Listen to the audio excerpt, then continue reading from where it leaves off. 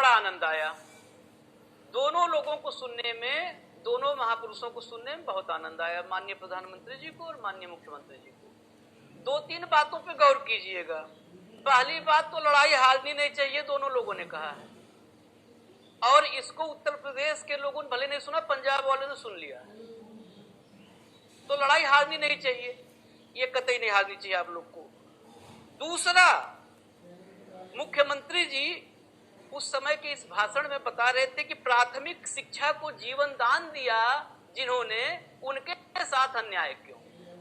तो जिन्होंने 2017 तक प्राथमिक शिक्षा को जीवन दान दिया था, 2017 के बाद प्राथमिक शिक्षा के कसूरवार तो हो नहीं गए हैं। जीवन दान जिसने दिया था कसूरवार तब भी नहीं हुआ।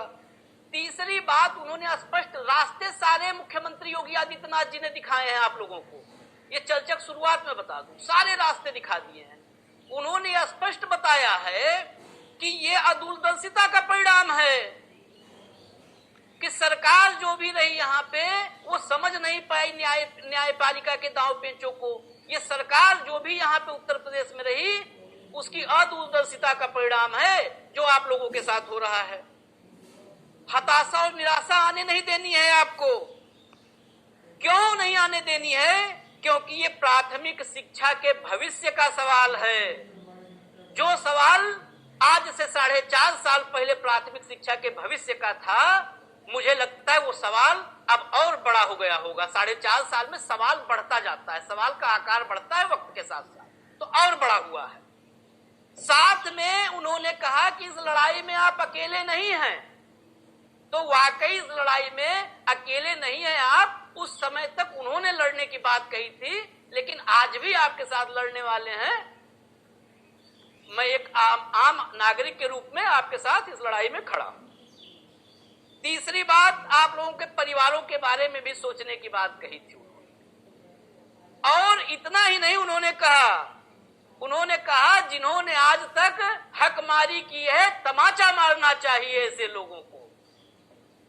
ध्यान से सुनिए, हर व्यक्ति को सुनवाइए। ये आपके लिए यही गीता कुरान है, माननीय मुख्यमंत्री योगी आदित्यनाथ जी का बयान। इसको बार बार पढ़िए, सुनिए और सुनवाइए। और इसके बाद आखिर में उन्होंने कहा है कि लड़ाई को दबाने की कोशिश जो भी करेगा वो बख्शा नहीं जाएगा। पूरे प्रदेश के हर कोने में इस लड़ाई को फैला दो। ये संदेश आपके लिए माननीय मुख्यमंत्री योगी आदित्यनाथ जी का है। ये संदेश आशीष चित्रांशी का नहीं है, ये संदेश किसी और का नहीं है। ये माननीय मुख्यमंत्री योगी आदित्यनाथ जी का संदेश आप सबने सुना, आप ही के माध्यम से मेरे पास आया भी था। अब सबसे पहले इतने उपदेशात्मक बातों के बाद, इतने उत्साहजनक भाषण के बाद, सबसे पहले मैं चलूं किसके पास? सबसे पहले मैं सोच रहा हूं लेडी फर्स्ट। आज कम से कम मैं अपना धर्म निभाऊं, और मैं सबसे पहले चल रहा हूं, सरिता राय हैं हमारे साथ, शिक्षा मित्र। सरिता राय जी, आपने ये सारी, आप जिसके पास भी मैं आऊं ऑडियो अपना अनम्यूट कर दिया करें, क्योंकि हम लोग मोबाइल से दूर दूर से जुड़े हुए हैं, इसलिए आप लोग का म्यूट किया जाता है। अनम्यूट करिए ऑडियो, आप मोबाइल में नीचे ऑडियो का ऑप्शन है, अनम्यूट कर लीजिए। आप सबसे पहले ये जितना कुछ आपने सुना और 4.5 साल उसके बाद जो वक्त गुजरा, इसमें कितनी तरक्की हुई, आप लोग को कितना हक मिला, ये बताइए। उसके बाद बाकी मैं अभी त्रिभुवन जी और अभय जी से बाकी तथ्यात्मक बातें सब लूंगा। जी सर, आवाज आ रही है मेरी? हाँ, आ रही है, पूरी आवाज आ रही है, बोलिए। जी सर, सबसे पहले तो मैं आपको धन्यवाद देती हूँ और आभार प्रकट करती हूँ, आपके चेतन का भी, साथ ही साथ जो भी प्रवक्ता हैं पार्टी के, उनका भी आभार प्रकट करती हूँ कि आपने हमको समय दिया सुनने के लिए। सर, आपने ऑडियो सुना, पूरे लोगों ने सुना होगा।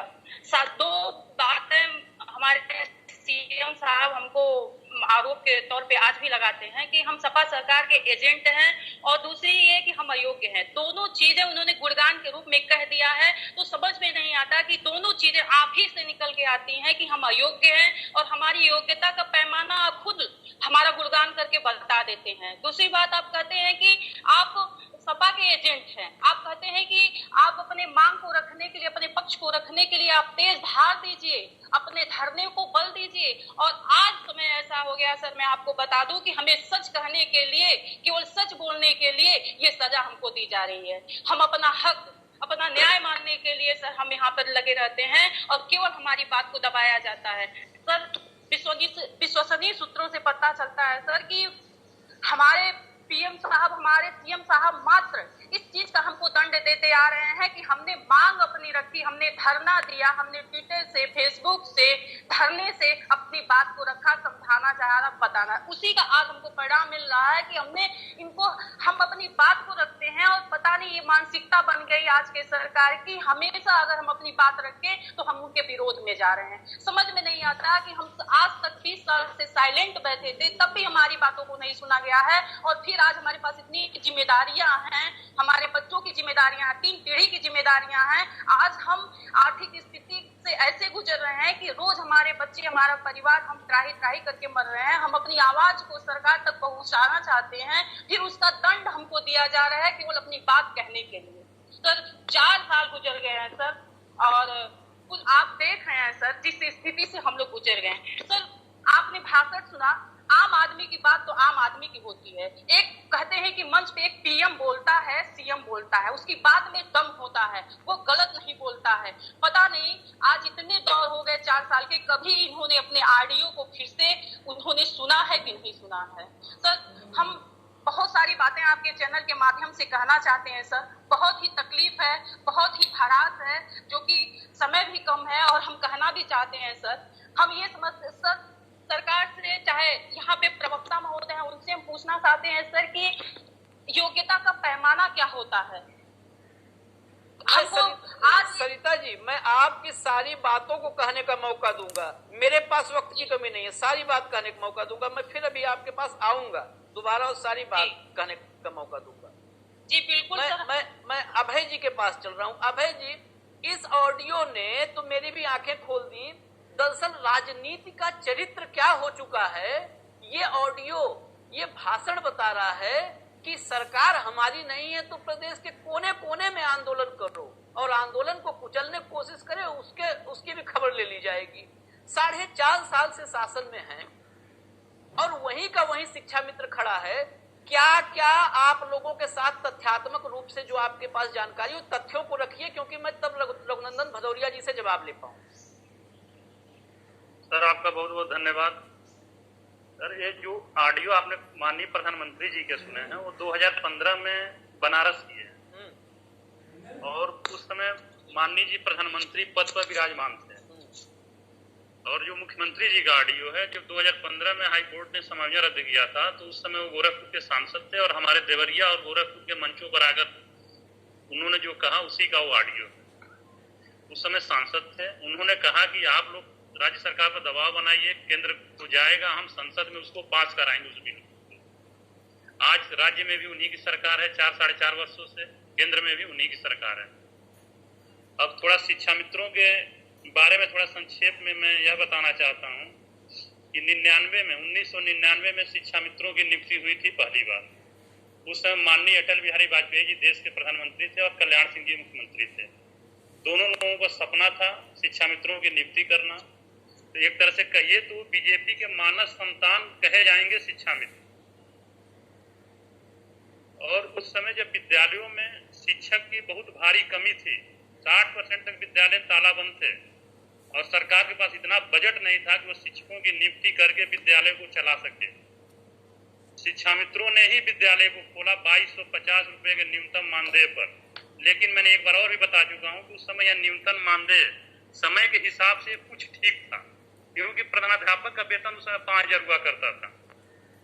तो 2250 रुपए तो एक तरह से कहा जाए तो ठीक ही था। वही प्रधानाध्यापक आज 80,000 रुपए वेतन पा रहे हैं और शिक्षा में तो 2250 से 10,000 पर लटका हुआ। विद्यालयों को तो इनका शिक्षा कार्य तो शुरू हो गया, विद्यालय चलने लगे, शिक्षा मित्र जहां का तहां आंदोलन होते रहे। अंत में सन 2009-10 के आसपास शिक्षा मित्रों की नियुक्ति बंद कर दी गई। उस समय की सरकार ने यह निर्णय लिया कि शिक्षा मित्र काफी संख्या में हैं, तो क्यों न हम इन्हें शिक्षित कर इनको अस्थायी कर दें। इसके लिए उन्होंने जब शिक्षक की योग्यता जो होती है स्नातक प्लस बीटीसी, तो 2009 में 10 में एक प्रस्ताव आया और हमें बीटीसी का कोर्स कराया गया। सारे शिक्षा मित्र ने बीटीसी का कोर्स किया 2 वर्षीय समय के हिसाब से, क्योंकि अगर देखा जाए तो 2010 के पहले जो शिक्षक नियुक्त हुए थे उनकी योग्यता स्नातक प्लस बीटीसी है, और 99 और 98 के पहले जो भी टीचर नियुक्त हुए मात्र इंटर और बीटीसी है। तो उनसे समय का लगभग पैरेलल समय तो हम लोगों की भी नियुक्ति थी, तो हमारी भी योग्यता तो स्नातक और बीटीसी हो गई। यही देखते हुए 2014 की सरकार ने हमें समायोजित कर दिया, हमें टीचर का वेतन मिलने लगा। कुछ लोग कोर्ट चले गए बच्चों के भविष्य को लेकर। वो लोग यह नहीं सोचे कि जब बच्चे स्कूल में नहीं आ रहे थे, स्कूल 60% स्कूल ताला बंद थे पूरे देश के, पूरे प्रदेश के, उस समय तो कोई संभालने वाला नहीं आया। जब शिक्षा मित्रों ने विद्यालय को बचाया, बच्चों को बचा के रखा, तभी तो रोजगार उत्पन्न हुआ। तभी तो आज कोई भी आदमी चला आता है कि हमें रोजगार चाहिए, रोजगार चाहिए। अभी तो बेसिक शिक्षा विभाग बचा हुआ है। बेसिक शिक्षा को बचाने वाला शिक्षा मित्र है। ये ट्रेनिंग के बाद जब हमारा समायोजन हुआ था, समायोजन के बाद एक बार हाई कोर्ट से समायोजन रद्द हुआ, सरकार सुप्रीम कोर्ट गई, लेकिन सरकार ने सुप्रीम कोर्ट में कैसे पैरवी की कि आखिर 25 जुलाई को 2017 को हमारा समायोजन रद्द होता है। रद्द होने के समय अगर आंकड़ा उठाकर देख लिया जाए, जो योग्यता की बात होती है, तो योग्यता में 2010 के पहले जितने भी शिक्षक नियुक्त है प्राइमरी में बिना टीईटी के हैं। 2011 में 72,825 की एक टेट पास करके भर्ती हुई थी। 2013 में 10,000 की भर्ती हुई थी। एक बार 15,000 की, 16,448 की और 1,12,460 की। ये चारों पदों को जोड़ने में लगभग 1,60,000 1,07,000 सीटें कुल हुई जो टेट पास है। बाकी सुपर टेट और सुपर टेट जब ला दिया गया 2018 और 19 की भर्ती में, तो उसमें लगभग 1,10,000 सीटें भरी हैं जो टेट और सुपर टेट पास हैं। लेकिन लगभग 5-5.5 लाख अध्यापक में अगर इन दोनों को माइनस कर दिया जाए तो 3.5 लाख से अधिक शिक्षक केवल स्नातक और बीटीसी हैं, और वो पढ़ा रहे हैं तो उसमें योग्यता है, और शिक्षा मित्र वही बीटीसी करके पढ़ा रहा है तो वो अयोग्य हैं। और जब अयोग्य थे तो ये पूरे 22 साल शिक्षा मित्रों से क्यों पढ़वाया गया, बच्चों का भविष्य क्यों खराब करवाया गया, इसका जिम्मेदार कौन है? जब ये विपक्ष में होते हैं तो हमारे साथ होते हैं, जब सरकार में आते हैं तो हमारी अयोग्यता देखने लगते हैं। जब हम 10,000 में पढ़ा रहे हैं तो हम अयोग्य हैं। आज भी तो पढ़ा रहे हैं 10,000 में, हम तो अच्छी शिक्षा दे रहे हैं तो हम योग्य हो जा रहे हैं। अगर हमें वेतन लग जाए तो हम अयोग्य कहलाने लगेंगे। क्या आखिर में सरकार कहना क्या चाहती है, क्या करना चाहती है? ठीक है, अभी भर्ती किए। अभी आपके पास मैं अभी फिर आऊंगा। बहुत बड़ा सवाल कि अगर वेतन मिल जाएगा, अभी सवाल बहुत सारे लेने हैं। अभी वेतन मिल जाएगा तो अयोग्य हो जाएंगे, 10,000 में पढ़ाएंगे तो योग्य हैं। मैं त्रिभुवन सिंह के पास चल रहा हूं। त्रिभुवन जी, ऑडियो खोलिए अपने मोबाइल में, ऑडियो अनम्यूट करिए। ऑडियो म्यूट है आपकी? हाँ, अनम्यूट करिए। ठीक। त्रिभुवन जी, कई चीजें मैं सुबह से देख रहा था, मतलब मैसेज की गिनती नहीं है। रघुनंदन भदौरिया जी सुनिएगा आप, मतलब नाम अगर मैं लूं तो साजिद मंसूरी, सर्वेश चतुर्वेदी, राजेश गुप्ता, रंजू लता, सुधा राय, विवेक सिंह, उपेंद्र धसदुबे, नाम की गिनती नहीं है। अनुराग एक हैं शिक्षा मित्र, उन्होंने तो बस कहा कि बस जीने का सहारा मिल जाए हमें, इतने तक की इस स्थिति में है शिक्षा मित्र। मैं त्रिभुवन जी के पास जाते समय कुछ बता दूं आपको। पंजाब में हाहाकार मचा हुआ है। वहां पर जो कच्चे अध्यापक हैं, जैसे यहाँ शिक्षा मित्र, वहां कच्चे अध्यापक हैं, और सारे जोड़ घटा करके कुल मिला के 11-12 हजार, 12.5 हजार ऐसे कुल संख्या उनकी होगी। और पंजाब में पटियाला से जलंधर तक और चंडीगढ़ तक हाहाकार मचा हुआ है। सड़कों पर आ गए, पुलिस की गाड़ियों के नीचे घुस के लेट जा रहे हैं अपने हक के लिए। यहाँ पे 1.5 लाख से ऊपर हैं। क्यों? ये बहुत बड़ी संख्या है त्रिभुवन। आप ये समझिए कि अगर 1.5 लाख लोगों के हितों की अनदेखी हो रही है, और वो भी अनदेखी उस व्यक्ति, उस सरकार की तरफ से जिन्होंने बिल्कुल संबद्ध कर लिया था कि आंदोलन करो, लड़ाई करो और हम तुम्हारे साथ हैं, ऐसी तरफ से। उसके अलावा एक और जानकारी है, इन सब पे मैं आपसे डिटेल में जानना चाहता हूं कि जो है एक क्षेत्रीय भविष्य निधि आयुक्त हैं, उन्होंने आदेश दिया था कि सबके जो है ईपीएफ की कटौती की जाए। जितने 1,60,000 शिक्षा मित्र है, 30,000 अंशकालिक अनुदेशक है, इनके ईपीएफ की कटौती की जाए। मैं जो जानकारी पाया कि अगर ये कटौती होती तो ये कोरोना में जो चले गए इस संसार को, परिवार को छोड़ के अपने, उनको 2.5 लाख से 7 लाख रुपए तक का बीमा मिल जाता, बीमार को इलाज मिल जाता। वो भी क्षेत्रीय भविष्य निधि आयुक्त के आदेश के 1.25 साल बाद भी कटौती नहीं शुरू हो पाई, जबकि वो जो है 1 अप्रैल 2015 से कटौती का आदेश था और ये 28 फरवरी 2020 को ये आदेश दिया था आयुक्त साहब ने।